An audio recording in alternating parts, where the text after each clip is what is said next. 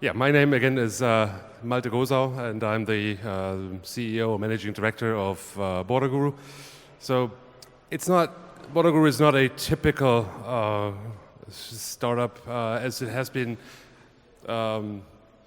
developed, founded by a company builder. And so it never has been funded by an external party, never been really open on the market. So we're only there for 6 months, and already, we more or less had an exit, as we now belong to Hermes. So I'll explain that situation in a little more detail in a minute. First, I want to let you know what BorderGuru is about. I did not bring all the marketing slides with me. Don't want to bore you with that. There's not a sales show. Just to give you a little idea of what we do, and so yes, we deal with, let's say, a cross-border e-commerce solution. We help online retailers to sell and deliver the parcels internationally. How does this work? So first, we started to see the problem, which some of you may have encountered as well. If you buy something from abroad, let's say from the US, once the packages or the parcels get sent to Europe, they very often get stuck in customs. Or your delivery agents demands customs and duties from you, plus a surcharge. So disregarding of what way, there is always a hassle in the last mile delivery and in entering of the parcels to the destination country. So we do want to take that pain away.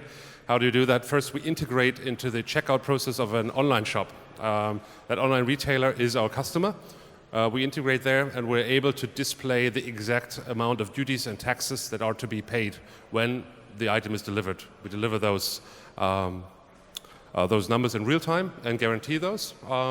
So when you exit, when you buy the product, you then already prepay duties and taxes, and then we take over the entire process of picking up the parcels in the sending country, so in the US, as I say, do the export declaration, air cargo it to Europe, do import declaration as it has been prepaid. We have an automated import process in place, and then take the last mile delivery to your home door without any further stop, delay, hassle, or surprising costs and fees. That's more or less what it is. Our shareholder, you see at the bottom right, is Hermes.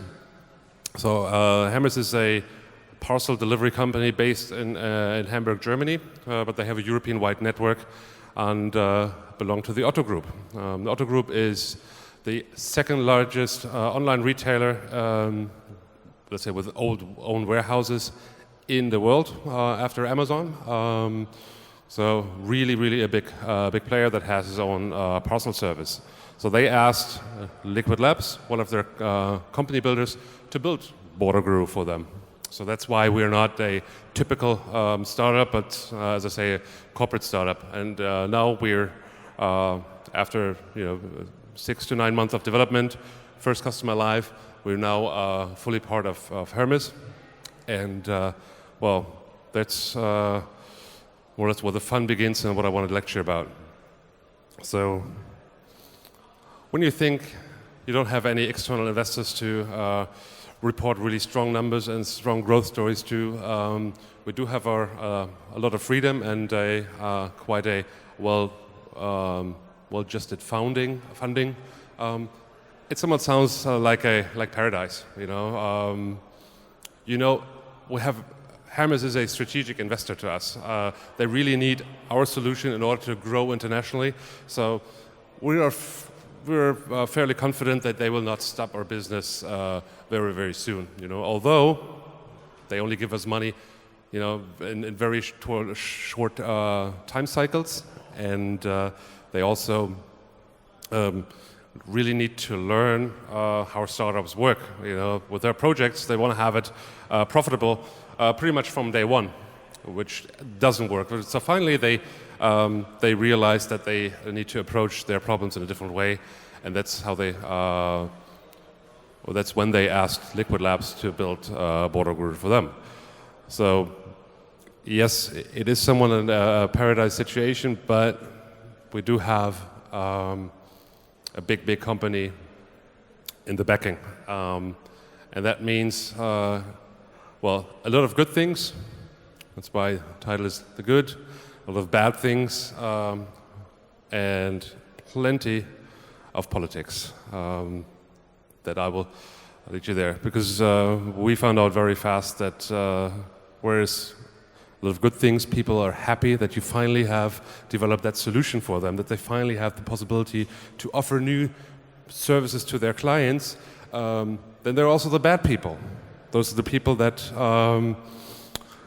think, well, we could have done that internally.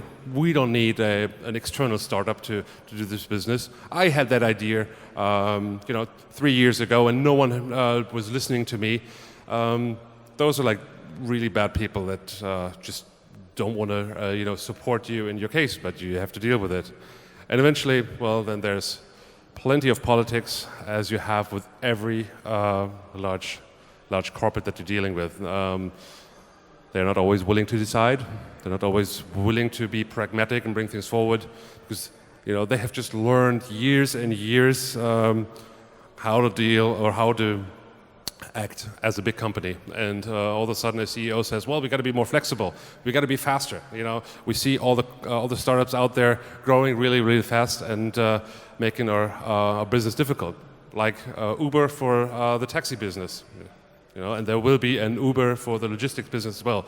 Everyone knows that, so CEOs say, well, we got to be fast and flexible, but people, in middle management, they don't know how to react.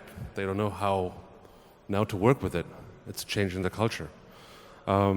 So this is the situation that you're stuck in.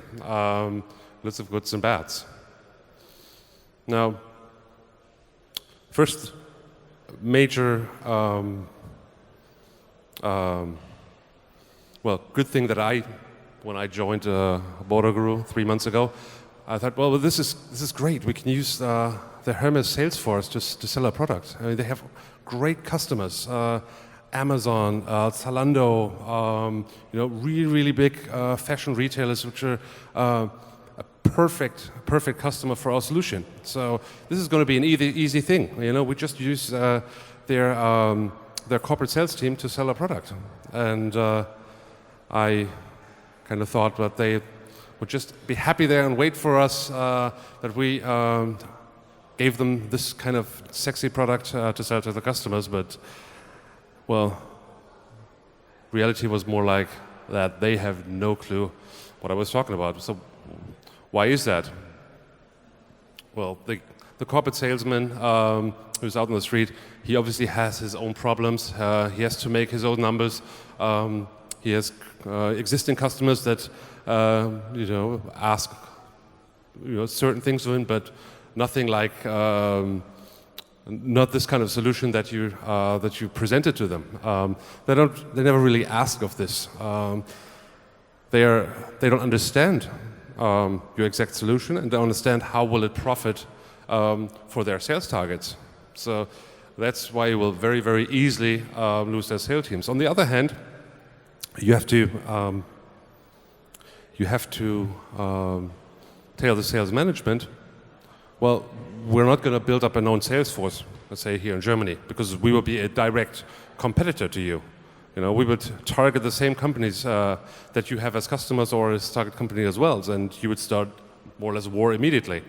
But on the other hand, you have the big issue that you will need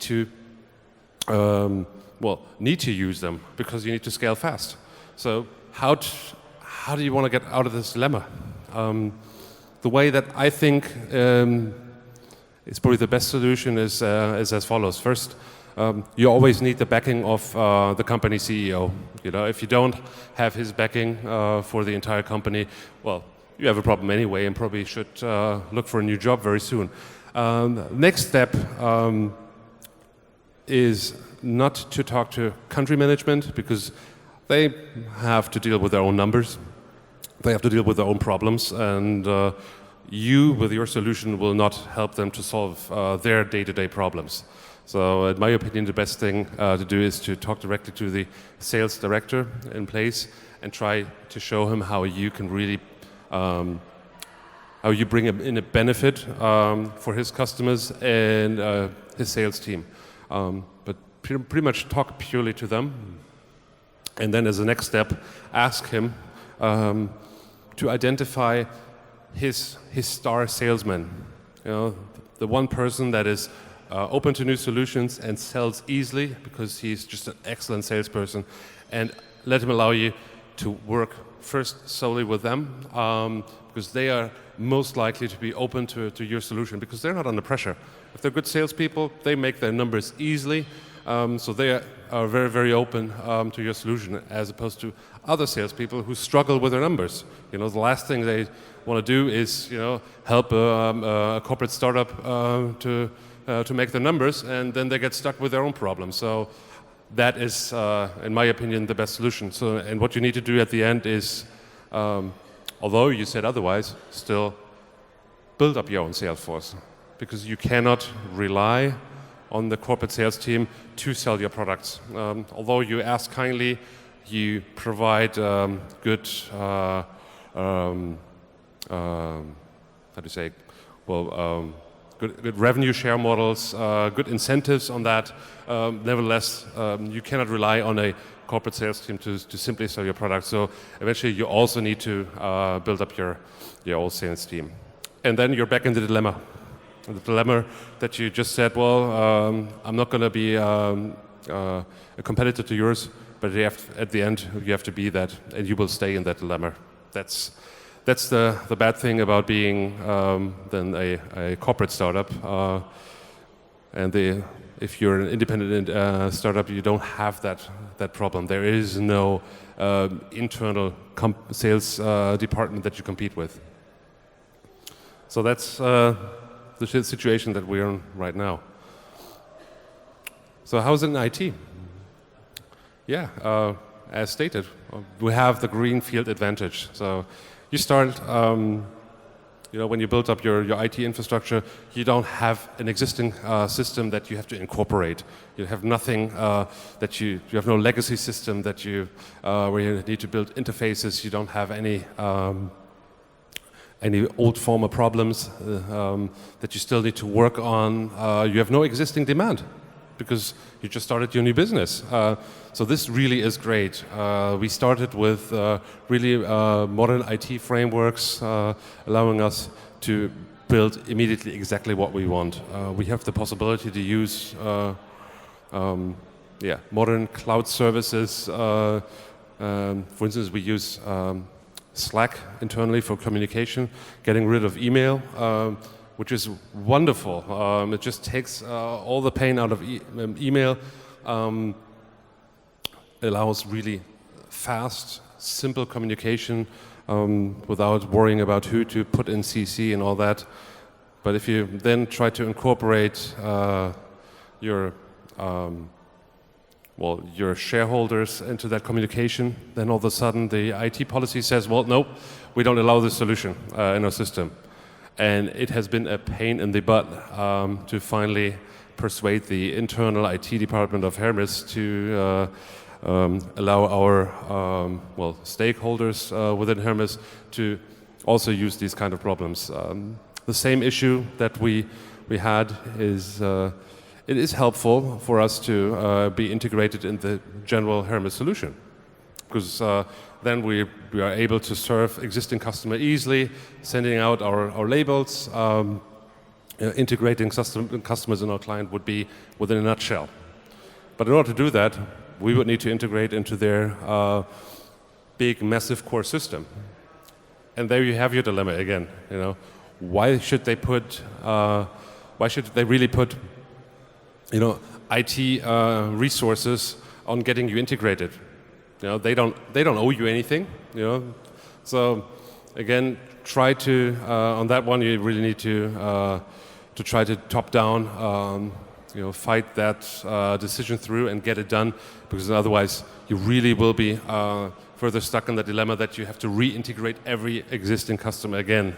And coming back to the sales team, you don't have an easy product to sell. And that's, if you eventually want to use the corporate sales force, you need to provide a really simple service. If it's complicated, trust me, no one will sell that product for you. No one. So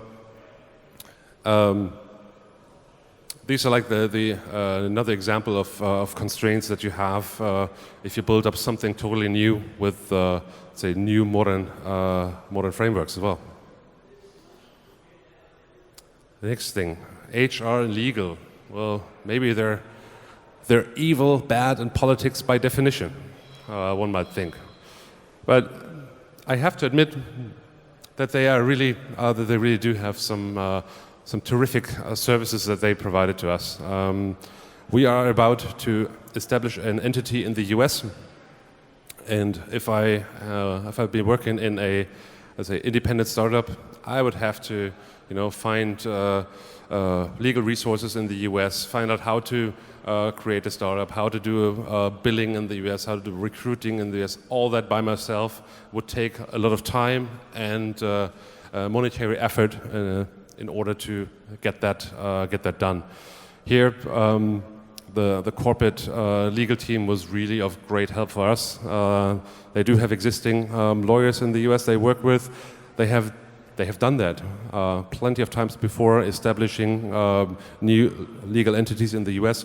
So we are able there to get all the decisions done within a couple of weeks, and the efforts, the monies we have to pay are, within like €1,000, which I believe is, for do that, nothing for the entire legal advice, tax advice, and so on and so on. So that was extremely helpful.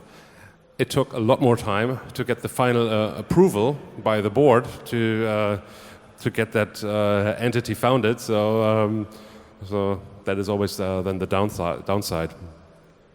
With HR, we open a new world for them.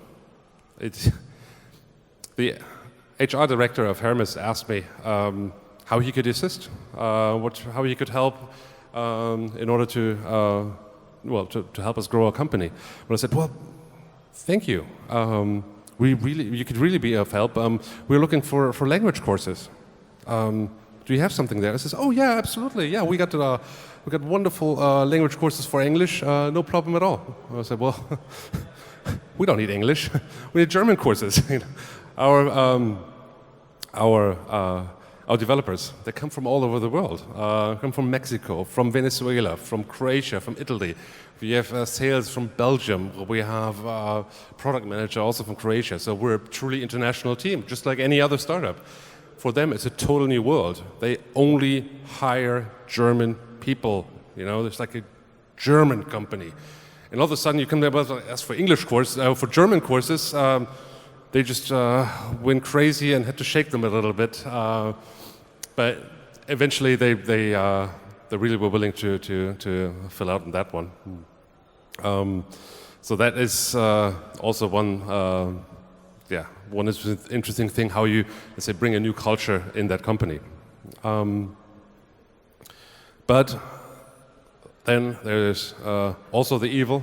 Again, on the legal company, we currently talking to a major e-commerce company in China, and we just needed to get 3 clauses of a contract checked. Everything else was fine, and asked for the help of the legal team. So what did they do?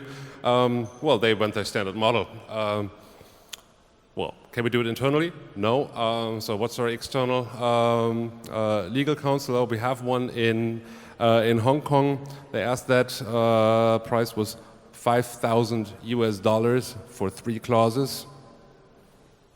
No, that is just nonsense. I mean, in my first life, I have been a lawyer myself, so I know about the prices there. So it's just, big law firms, making easy money on corporates by that. So what are you going to do? Says, well, I'm not going to pay for it. The legal department doesn't care. It's not their cost center. So $5,000, not a lot for them. They buy big companies, do M&A transactions. It's nothing for them, but for our budget, it is quite something. So how much time I did have to spend to discuss with them, not even to just get someone else out of China, an external lawyer, but to talk to their friendly lawyer and explain them that the cost proposal that I submitted is just out of the world. So again, plenty of politics. So I feel, in summary, sometimes my main job is not building, growing the company, finding new customers, finding employees to help us grow faster and faster. I would assume that unfortunately half of my time is dealing with internal politics and keeping the company out of trouble. Fortunately, we have our own offices away from the corporate headquarters, so that kind of helps. And well, our people don't speak German. That maybe is also some advantage. So we can really be separated from Hermes. But yeah, I mean, they see how their processes don't work. They see how the IT department is not flexible and fast. So and then they see us all of a sudden with a mixture of, oh, really cool product, really fast guys. They can be fast moving. Can they be a help? Can they be help in my problems? So they ask you, this is I have this minor problem. Can you give me a hand on that? We have a kind of a problem in sending parcels to Russia, and was like, well, interesting problem, but we don't really see a huge market there right now due to political reasons. Really have to block that away. But on the other hand, like I said, the discussions we had with the Chinese customer, we would never be able to have this discussion ourselves with the biggest e-commerce company in the world that is right now without an own warehouse. So they have discussions with them, wanted to serve them as a logistics partner, and first found out, well, we cannot even provide the tracking interface. Hey, BorderGuru, can you help us out? Yeah, we can. Well, 2 weeks later, they found out, well, we don't even have the IT resources to do the integration of that big partner.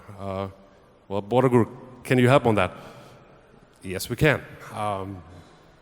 At that stage, knowing, of course, what kind of volume is potentially behind that customer, you're a lot more willing to support on that one. Well, the next thing was, well, how are we going to send the invoices and create the invoices? Our invoicing system doesn't support the customer's requirements. Can you help on that one? Yeah, sure we can. But now I want that contract, and this is where we're in. Right now, about to sign a contract with a really, really large e-commerce provider in China. So that is then the lucky thing that you have to deal with. So one important thing, if you're sold as a startup to a corporate, or if you're a corporate startup, just keep in mind, no one in that company really owes you a damn. They didn't wait for you to come there, just like those external consultants telling them what they already knew. They have their own problems, their own things in mind, and are not waiting for you to solve their problems or for you to tell them how great the world of startup companies is. So bear that in mind. They don't really owe you anything. They don't owe you a favor. So yeah, you got to be kind, and you got to know how the company works internally, who to talk to, and who rather not to talk to. So at the end, keep calm and grow your business. But I think that's pretty much appropriate for any kind of startup. So that's where it's same again. Yeah, okay. That was pretty much it. Thank you very much. Big applause. So, any questions, guys, you might have about borders, or scaling your startup, or dealing with corporate? Come on, anyone? Everyone is fine, everyone knows everything. I cannot believe this shit. Come on. No one? So I have a question for you. So you do the whole prepaying stuff for the customs, but do you go a step further. So I have this question. So if you bring stuff in Europe through a specific country, it might cost you more to go through customs there than it might cost you coming from customs in the Netherlands or France. So do you take the extra leap of advising your customers, okay, we'll do this, but it would make more sense for you to ship it directly to, the Port of France or, Rotterdam, and then drive it from there to wherever it needs to go? Well, yes, there are some differences, but they are generally not that big as you might think. So, for instance, the import VAT difference is usually within like 1 or 2%. So that, and the overall costs, let's say, of the purchase, when we take goods for the price for the good, delivery, and then at the end, the customs, that is not really significant. And extra, right now, not a lot of times these costs are really transparent anyway. As I said, most of the times you have like a post-payment service, so it's kind of like surprising. All of a sudden, whoa, I have to pay duties and taxes. The average buyer doesn't really know what kind of costs are or how big the cost differences are between countries. So it's not that big of a difference. Besides, we can. I mean, we always state the exact duties and taxes to be paid because those are transparent and everyone could read them if they want to. But we're able to, let's say, cross-finance such things if they would come up through the logistics costs we have. And it's a lot easier for us to gather everything in the US and send it only to one import, and it is currently London, and then go from there to all European countries. Besides, the retailers, the online retailers, really, they don't care about that because it's such a minor thing. They just want to, sell it overseas, and they are happy once the pain out of imports in that country and not having to deal with customers again that complain that all of a sudden they're charged an extra fee. They're happy if that pain has gone away. So it's not that big of an issue. Okay. Any question? There we go. Sorry. Thanks a lot. I have a question regarding the beginnings. So you had a parent company who established you as a legal entity or as a group inside. The question is, did you start with a problem to be solved, or you were established to come up with an idea to innovate within the company? I didn't understand exactly. Was it about when I personally started the company or the company itself? The company itself. What was the brief to you? That there is a problem that I want your team to solve, or there was just come up with an innovative idea? Kind of a mixture. The market for cross-border services, let's say in the US, is already existing big time. So every online retailer offers international, let's say, international checkout, but not with the combination we have. So what Hermes did see that there is a market for that, and they wanted to use that kind of service to scale their incoming parcel traffic, as to say, from the US. So they asked, how can we increase parcels coming in from overseas, and see, well, one pain there is always the duties and taxes when it comes to import. So that's more or less how it got started. One thing also to note is we have or Hermes is not only in Germany but also has a big company in the UK, and in the UK they have, also from a historic reason, always a really high international cross-border volume, and they also said that there is a high demand to grow international sales, and such a solution would be helpful. So that's why we concentrate our sales to the US, because our customers, the online merchants, know of that problem, need a solution, and there's an existing market where we can easily scale. Whereas in Germany, most companies don't even have an international checkout. They sell to Germany, maybe Austria, maybe Switzerland.